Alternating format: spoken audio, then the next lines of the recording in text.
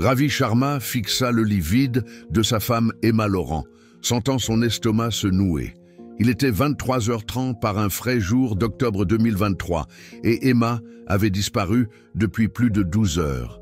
Un silence pesant régnait dans leur appartement à Düsseldorf-Oberkassel, seulement brisé par le léger bourdonnement du réfrigérateur.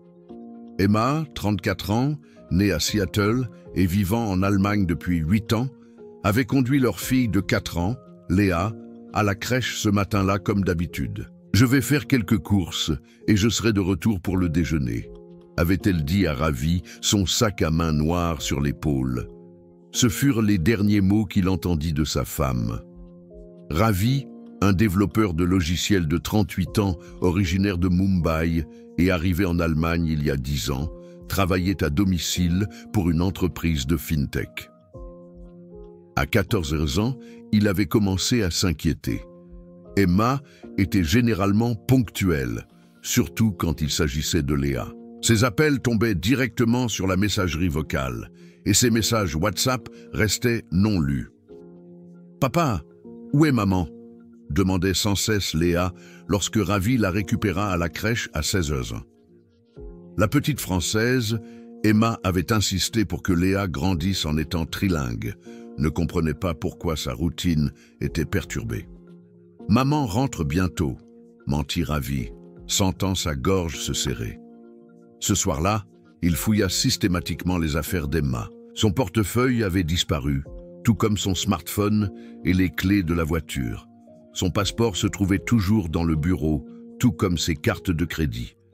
Rien ne manquait de manière notable dans la garde-robe, seulement les vêtements qu'elle avait portés ce matin-là, un jean, un pull blanc, des bottes marron. Ravi appela les hôpitaux locaux, sans succès.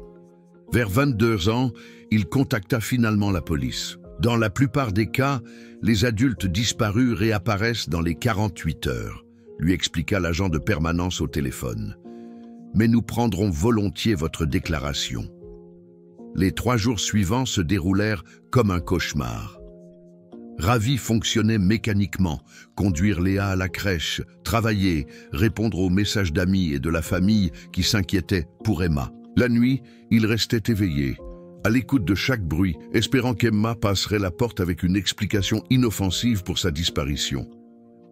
Le 4e jour, tout changea. Le commissaire Hugo Lefebvre de la police de Düsseldorf appela. Sa voix était grave et professionnelle. « Monsieur Sharma, nous avons retrouvé votre véhicule. Pourriez-vous venir au commissariat? Amenez quelqu'un pour s'occuper de votre fille. » La voiture, une Volkswagen Golf argentée, avait été découverte dans un bois près d'Erkrath, à environ 20 km de leur domicile. Quand Ravi vit la voiture, il reconnut immédiatement le parfum préféré d'Emma, qui flottait encore faiblement dans l'air.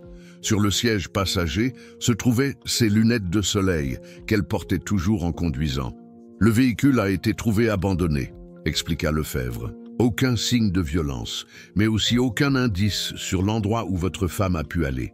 Les clés étaient toujours sur le contact. Le commissaire, un homme expérimenté d'une 50aine d'années aux cheveux grisonnants, avait déjà traité des dizaines de cas similaires. Nous allons fouiller la zone environnante et soumettre la voiture à une expertise médico-légale. Dans les semaines qui suivirent, les recherches s'intensifièrent. Des bénévoles ratissèrent les bois autour d'Erkrath. La photo d'Emma fut publiée dans les médias locaux. Ravi donna des interviews, implorant des informations. « Emma est une mère et une épouse aimante », dit-il devant les caméras. « Elle ne disparaîtrait jamais volontairement en laissant Léa seule. » Mais après un mois sans piste concrète, l'espoir commença à s'amenuiser. La police classa l'affaire comme un crime fatal présumé. Amis et famille organisèrent une cérémonie commémorative. Ravi se tint devant les personnes en deuil et parla de la femme qu'il aimait, au passé, ce qui lui parut faux et définitif. Les mois qui suivirent la disparition d'Emma furent une période d'apprentissage difficile pour Ravi et Léa, celle de fonctionner sans la personne la plus importante de leur vie.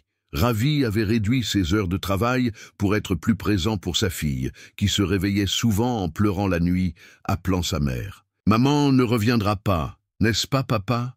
demanda Léa un soir, alors que Ravi lui lisait une histoire du soir. La franchise de la question le frappa comme un coup.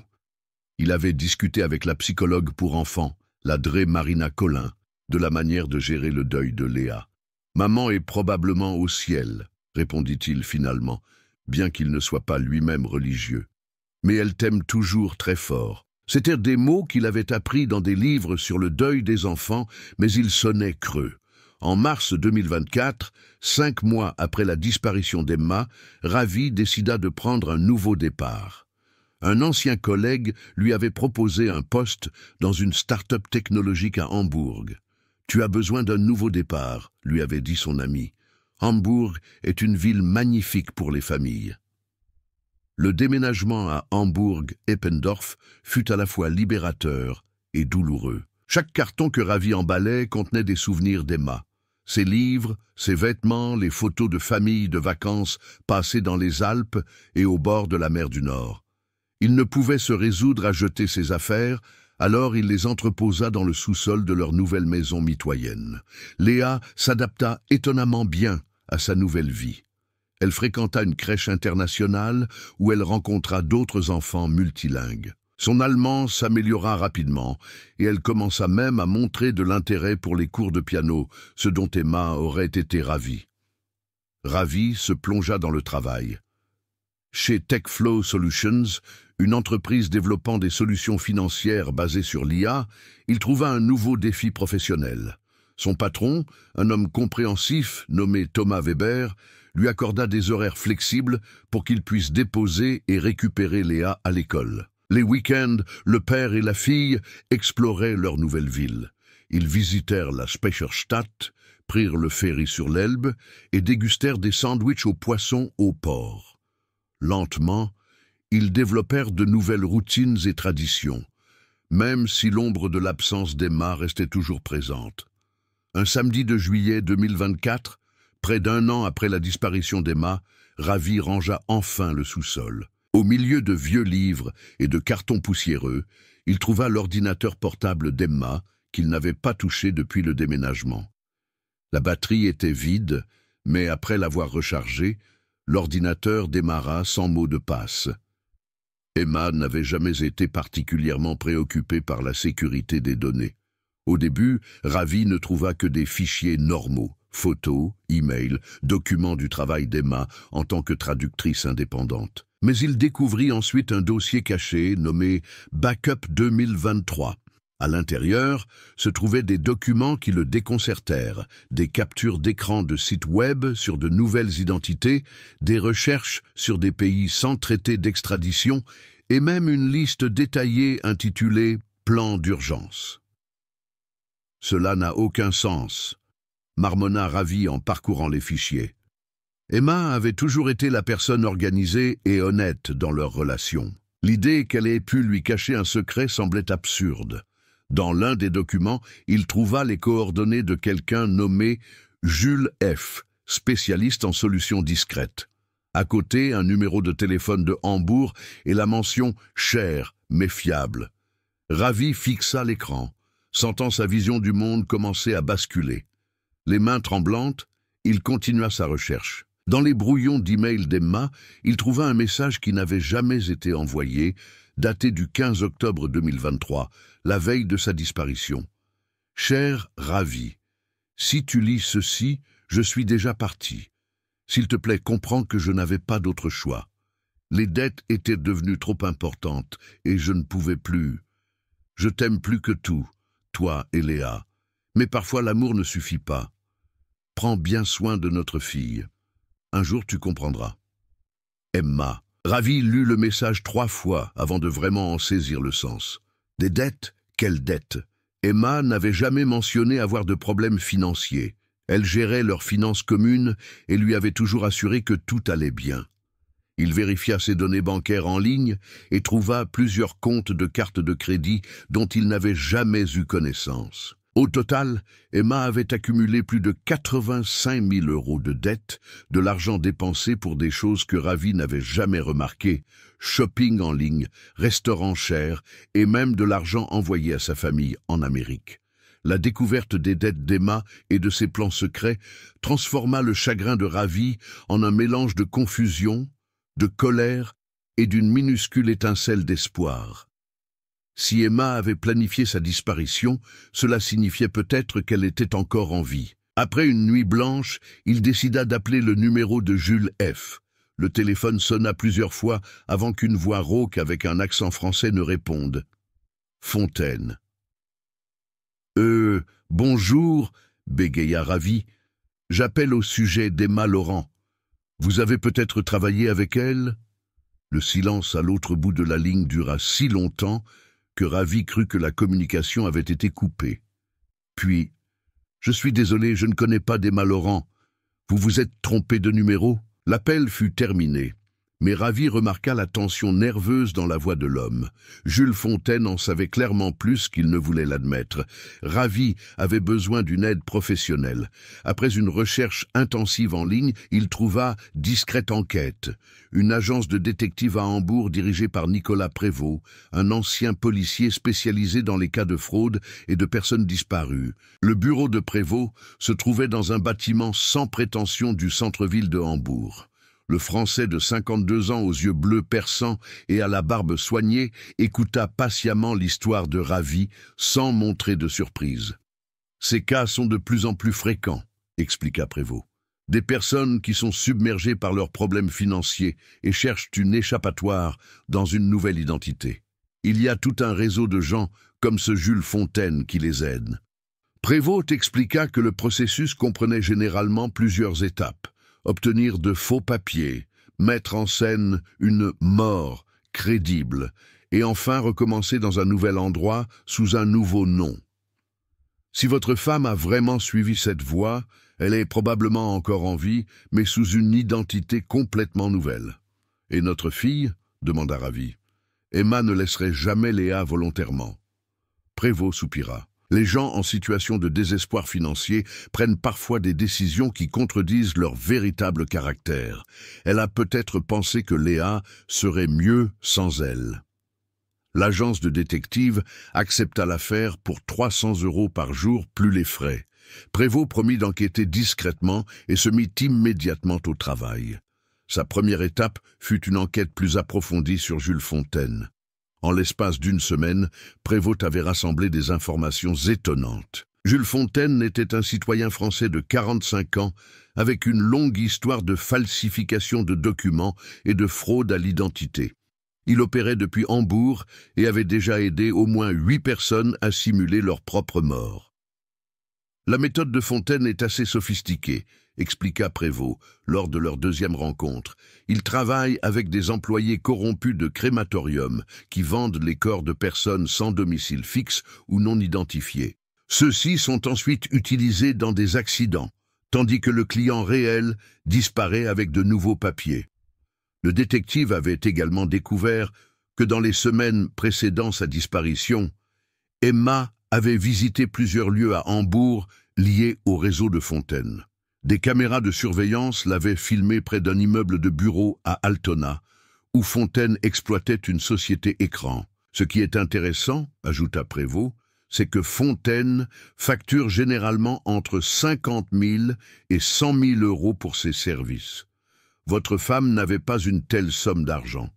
Cela signifie qu'elle a dû offrir autre chose en guise de paiement. Ravi pensa à la police d'assurance-vie de 200 000 € qu'il avait reçue après la mort officielle d'Emma. Il avait placé la majeure partie de l'argent pour l'avenir de Léa, mais une partie avait été utilisée pour leurs frais de subsistance. L'ironie était amère. Emma avait peut-être utilisé sa propre assurance-vie pour financer sa fuite. Prévost travailla méthodiquement pour retrouver la nouvelle identité d'Emma. Il vérifia les registres des mairies dans toute l'Allemagne, à la recherche de femmes d'origine américaine qui avaient reçu de nouveaux documents au moment de la disparition d'Emma. Après 3 semaines d'enquête intensive, une percée se produisit. « Je pense que je l'ai trouvée », appela Prévost un jeudi soir. Une femme nommée Helena Marchand a loué un appartement à Lübeck il y a 8 mois. La description correspond à celle de votre femme et elle travaille comme traductrice, exactement comme Emma Laurent. Prévost avait pris des photos de la femme sortant d'un immeuble de bureau à Lübeck le soir. Bien qu'elle ait maintenant des cheveux plus courts et plus foncés et qu'elle s'habille différemment, c'était indéniablement Emma. Elle vivait, travaillait et s'était construit une vie complètement nouvelle, à seulement 2 heures de route de Hambourg. Quand Ravi vit les photos d'Emma, ou Elena comme elle s'appelait maintenant, il fut submergé par des sentiments contradictoires.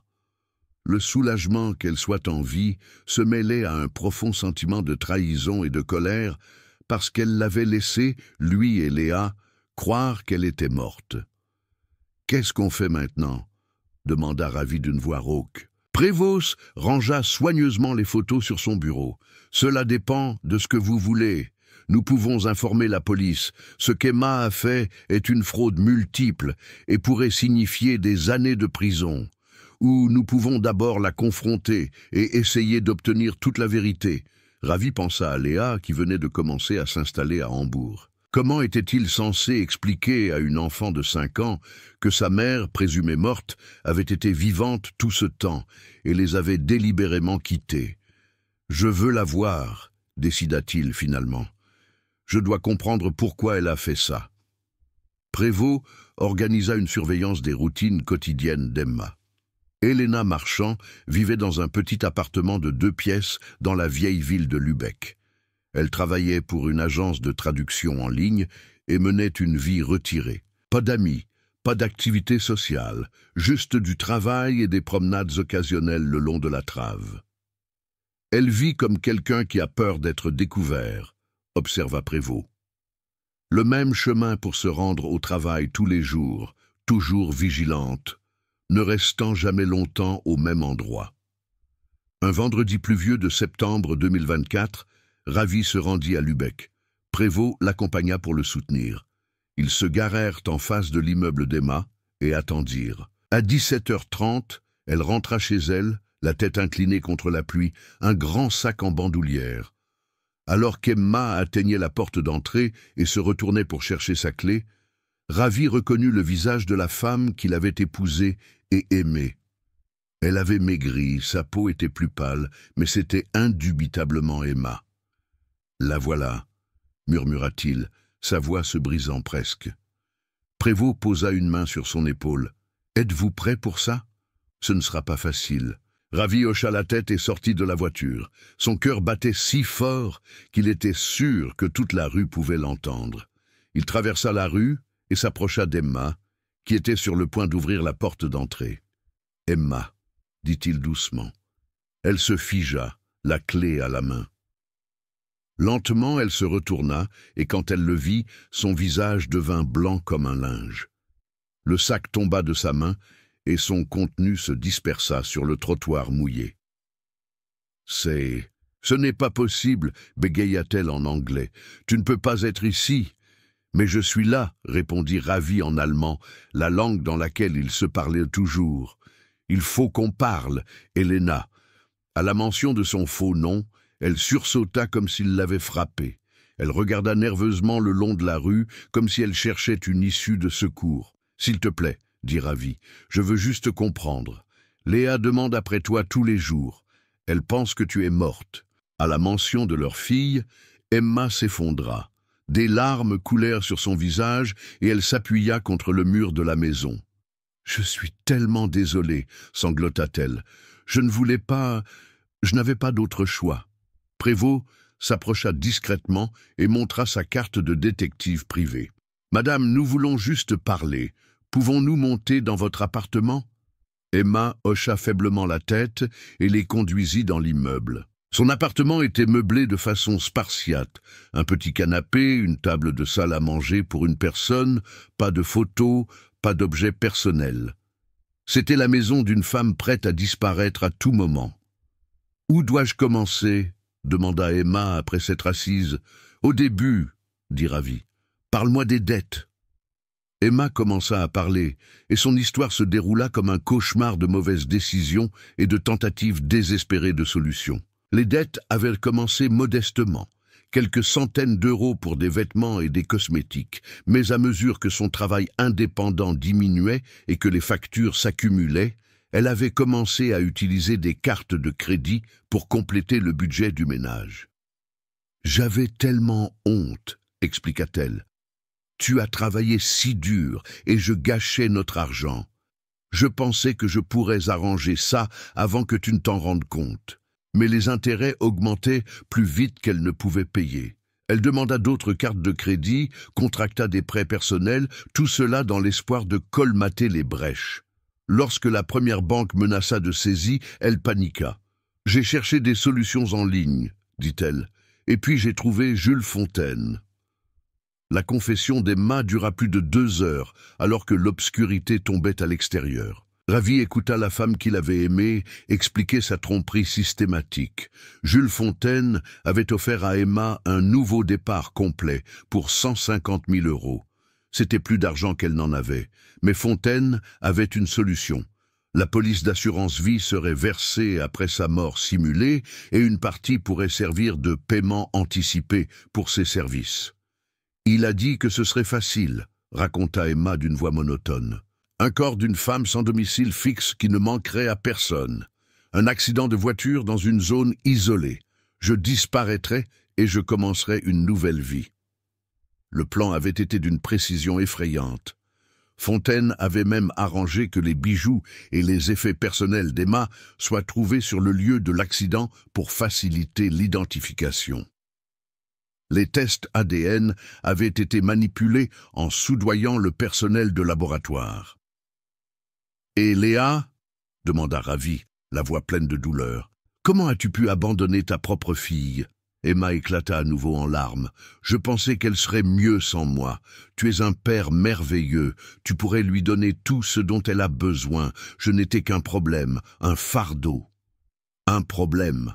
explosa Ravi. « Tu étais sa mère. Elle a pleuré après toi chaque nuit pendant 1 an. » Prévost intervint avant que la situation ne dégénère. « Madame Laurent, comment avez-vous payé Fontaine? L'assurance vie n'a été versée qu'après votre mort officielle. » Emma hésita, puis « J'avais accès au compte professionnel de Ravi. J'ai viré 50 000 € en disant que c'était pour un investissement. Fontaine devait recevoir le reste plus tard. » Ravi eut l'impression d'avoir reçu une gifle. Non seulement Emma l'avait abandonné, lui et leur fille, mais elle avait aussi volé son argent pour financer sa fuite. « Tu as volé toutes mes économies, » dit-il incrédule. « Je voulais le rembourser, » protesta faiblement Emma.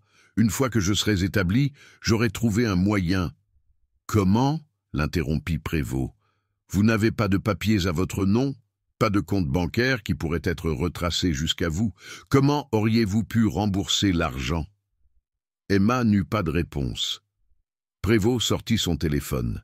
« Je dois appeler la police. Ce que vous avez fait est une fraude grave, une fraude à l'assurance et un vol. Vous allez être arrêté. »« Attendez, » dit Ravi. Il avait passé les 2 dernières heures, tiraillé entre la colère et la pitié. « Emma, tu regrettes. » Elle le regarda, ses yeux rouges de larmes. « Chaque jour, pas un jour ne passe sans que je ne pense à Léa, à toi, à la vie que nous avions. Mais j'étais si profondément endetté, je ne voyais pas d'autre issue. » « Il y avait d'autres issues, » dit Ravi doucement. « Tu aurais pu me parler. Nous aurions trouvé une solution ensemble. »« J'avais peur, » murmura Emma. « Peur de ta réaction, peur des conséquences. Fontaine a rendu la chose si simple. Disparaître et recommencer. » Prévost composait déjà le numéro de la police locale. En 30 minutes, le petit appartement fut rempli de policiers. Emma fut arrêtée et ses droits lui furent lus. Alors qu'on l'emmenait menottée, elle se tourna vers Ravi. « Dis à Léa que je l'aime, » implora-t-elle. « Explique-lui que j'ai pensé à elle tous les jours. » Ravi hocha la tête en silence et regarda la femme qu'il avait épousée autrefois être conduite dans une voiture de police. Dans les jours qui suivirent, Emma donna une déclaration complète à la police. Elle coopéra à l'arrestation de Jules Fontaine et de son réseau. Les enquêtes révélèrent un système étendu de morts simulées qui avait opéré pendant des années. L'adré Patricia Hubert, la médecin légiste qui avait initialement confirmé la mort d'Emma, fut également arrêtée. Elle avait accepté des pots de vin pour manipuler les tests ADN et documenter de fausses causes de décès. La nouvelle de l'arrestation d'Emma fit rapidement la une des journaux. Une épouse allemande a simulé sa propre mort et une mère abandonne sa famille pour une nouvelle vie. N'étaient que quelques-uns des titres qui parurent dans les médias locaux. Pour Ravi, ce fut une période de sentiments mitigés. D'un côté, il était soulagé de savoir qu'Emma était en vie. De l'autre, il devait faire face à la trahison et à la tromperie qui avaient détruit sa vie. La tâche la plus difficile fut d'expliquer la vérité à Léa. Ravi attendit que toutes les affaires juridiques soient réglées avant de parler à sa fille. « Tu te souviens de maman ?» demanda-t-il un dimanche matin alors qu'ils étaient assis dans leur salon à Hambourg. Léa, maintenant âgée de 6 ans et en première année, hocha la tête. « Maman est au ciel », dit-elle avec la certitude d'une enfant. « Non, ma chérie, » dit Ravi doucement. « Maman n'est pas au ciel. Elle est vivante, mais elle a dû partir. » La confusion dans les yeux de Léa était déchirante. Mais pourquoi n'est-elle pas rentrée à la maison? Ravi avait répété la conversation avec la psychologue pour enfants, la Dremarina Collin, pendant des semaines. Maman avait des problèmes qu'elle ne pouvait pas résoudre, expliqua-t-il. Elle pensait que ce serait mieux pour nous si elle partait, mais elle s'est trompée. Léa traita cette information avec l'étonnante adaptabilité des enfants. « Est-ce que je peux la voir ?» demanda-t-elle finalement. « Un jour, promit Ravi, quand tu seras plus grande et que tu pourras comprendre. » Emma fut condamnée à 8 ans de prison pour fraude à l'assurance, falsification de documents et vol. Jules Fontaine reçut 12 ans pour l'organisation d'activités criminelles et son rôle dans plusieurs morts simulées. Pendant le procès, Ravi rendit visite à Emma une fois en prison. Elle avait l'air vieillie, sa peau était pâle et ses yeux avaient perdu l'éclat qu'il avait autrefois aimé. « Je sais que ce n'est pas suffisant, dit-elle, mais je suis désolée pour tout. »« Je te pardonne, » répondit Ravi après une longue pause. « Pas pour toi, mais pour moi et pour Léa. Nous devons avancer. » Avec l'aide de la compagnie d'assurance, Ravi put récupérer la majeure partie de l'argent volé. L'argent de l'assurance vie dut être remboursé, mais ses économies furent restaurées. 2 ans plus tard, à l'automne 2026, la vie de Ravi et de Léa s'était stabilisée. Léa était une joyeuse enfant de 8 ans qui parlait couramment l'allemand, l'hindi et l'anglais. Elle s'était fait des amis à l'école et montrait un talent pour la musique et les mathématiques. Ravi avait même recommencé à fréquenter quelqu'un. Une collègue nommée Sophie Weber, une Allemande au sourire chaleureux et qui comprenait son passé compliqué, était lentement devenue une partie importante de sa vie. « Papa, » dit Léa un soir en faisant ses devoirs, « je suis contente qu'on vive ici à Hambourg. »« Pourquoi ?» demanda Ravi. « Parce qu'on a une bonne vie ici, » répondit-elle avec la sagesse d'une enfant qui avait appris tôt que la famille n'a pas besoin d'être parfaite pour être précieuse. Ravi sourit et pensa au chemin qu'ils avaient parcouru. Emma serait libérée de prison en 2032. Il restait à voir si elle jouerait alors un rôle dans la vie de Léa. Mais pour l'instant, il se concentrait sur le fait de vivre la meilleure vie possible, honnêtement, authentiquement et rempli d'amour pour sa fille. L'histoire d'Emma Laurent montra comment les dettes et la honte peuvent pousser les gens à des actions désespérées. Mais elle montra aussi que la vérité, aussi douloureuse soit-elle, finit toujours par éclater au grand jour. Et parfois, avec le temps et le pardon, même les familles brisées peuvent trouver un chemin vers la guérison.